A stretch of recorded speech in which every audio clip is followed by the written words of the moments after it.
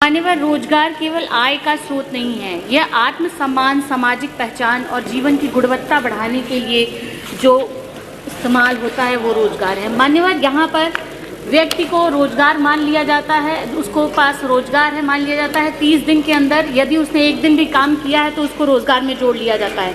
यदि एक हफ्ते के अंदर उसने 1 घंटे भी काम किया है तो उसको रोजगार में जोड़ लिया जाता है मान्यवर। जबकि अंतर्राष्ट्रीय श्रम संगठन के अनुसार मान्यवर 15 से 75 वर्ष का कोई भी व्यक्ति जो सक्रिय रूप से नौकरी खोज रहा हो, जिसने पिछले 4 हफ्तों तक लगातार नौकरी की तलाश की हो और 2 सप्ताह के अंदर वो अवेलेबल हो कोई भी काम करने के लिए, उसको भी बेरोजगार समझा जाता है मान्यवर। लेकिन यहाँ पर ये सरकार बेरोजगार का जो आंकड़ा देती है वो आंकड़ा ही नहीं सही है मान्यवर। पीरियोडिक लेबर फोर्स के अनुसार यहाँ पर उत्तर प्रदेश में जो 2023-24 के आंकड़े देखे जाएं तो पढ़े लिखे रोजगारों की संख्या 59.6% है जिनको रोजगार दिया गया है, जबकि जो स्नातक और उससे ज़्यादा शिक्षित लोग हैं उनमें रोजगार ओनली 57.5% ही है मान्यवर। इंडिया एम्प्लॉयमेंट रिपोर्ट के अनुसार मान्यवर 2024 के आंकड़े ये दर्शाते हैं कि बेरोजगारी की दर जो पढ़े लिखे युवा हैं उनमें बेरोजगारी दर 3.2% है, जो पढ़े लिखे नहीं हैं, और जबकि उच्च शिक्षा में जो हैं उनमें 28.7% है मान्यवर। मैं एक बात सदन के माध्यम से ये कहना चाहती हूँ कि जिस तरह से आए दिन लोग कहते रहते हैं, केंद्रीय मंत्री ने भी एक बार अपने बयान में ये कहा था मान्यवर कि जिस तरह से बेरोजगारी और गरीबी के कारण ग्रामीण जनसंख्या जो है वो शहरों की तरफ भाग रही है, ये सिर्फ और सिर्फ बेरोजगारी के चलते हो रहा है मान्यवर। बेरोजगारी के चलते आज युवा विदेशों में जाने के लिए मजबूर है।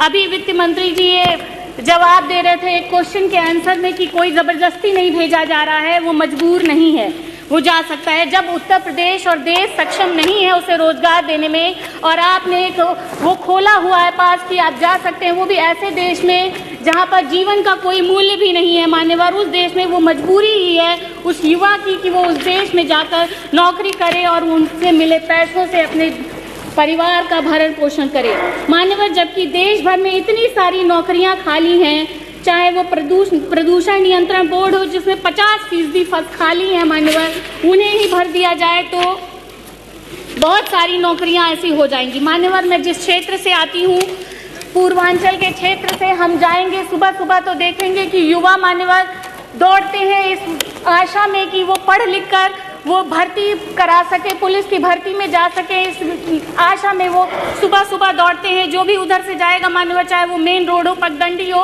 वो सुबह सुबह दौड़ने का काम करते हैं। लेकिन आज ये सरकार उनको भी नौकरियां देने में सक्षम नहीं है मान्यवर। ये दर्शाता है जिस तरह से एक पद के लिए 3-3, 4-4 लाख पद अभ्यर्थी फॉर्म भरते हैं मान्यवर मात्र एक पद के लिए। दर्शाता है कि ये सरकार किस तरह से युवाओं के साथ खिलवाड़ कर रही है, रोजगार देने में उनको अक्षम है। जबकि अभी हमारे पूर्व भाइयों ने कहा कि किस तरह से उत्तर प्रदेश पूरे देश में सबसे ज्यादा युवाओं का केंद्र है उत्तर प्रदेश मान्यवर। पूरे देश में जहां पर युवाओं का सबसे 18% सिर्फ उत्तर प्रदेश में युवा रहता है, उस उत्तर प्रदेश की सरकार उन युवाओं को रोजगार देने में समर्थ नहीं है मान्यवर। अभी सुबह ही आरक्षण की बात पे कि आउटसोर्सिंग में आरक्षण, इस बात पर वित्त मंत्री जी ने कहा कि उन पदों को, यदि स्पेसिफिक पदों को मांगा जाए कि हमें सफाई कर्मचारी इतने चाहिए तो उसमें आरक्षण है, और बल्क में मांग लिया जाए तो उसमें आरक्षण नहीं है। यदि मानव श्रम मांग रहे हैं कि हमको 50 आदमी चाहिए सिर्फ काम करने के लिए तो उसमें आरक्षण है, और जो अगर स्पेसिफिक पद मांगे जाए उसमें आरक्षण नहीं है मान्यवर। कौन सा ऐसा डिपार्टमेंट है जिसमें स्पेसिफिक नहीं मांगा जाता और कहा जाता है कि हमको 100 लोग दे दीजिए, उसमें से हम इंजीनियर चुन लेंगे, उसमें से अपने टेक्नीशियन चुन लेंगे, उसमें से सफाई कर्मचारी चुन लेंगे। कौन सा ऐसा डिपार्टमेंट है जो स्पेसिफिक पद के अनुसार नहीं मांगता है नियुक्तियों के लिए अपने व्यक्तियों को? उसमें आपने आरक्षण क्यों नहीं दिया है आउटसोर्सिंग में? संविधान में जिस तरह से आरक्षण प्रदत्त है, हम पिछड़े दलितों को उस आरक्षण को खाने का काम कर रही है ये सरकार। आउटसोर्सिंग के माध्यम से जिस तरह से ये लोगों को भर रहे हैं उस तरह से हमारे आरक्षण का आज कौन जवाब देगा?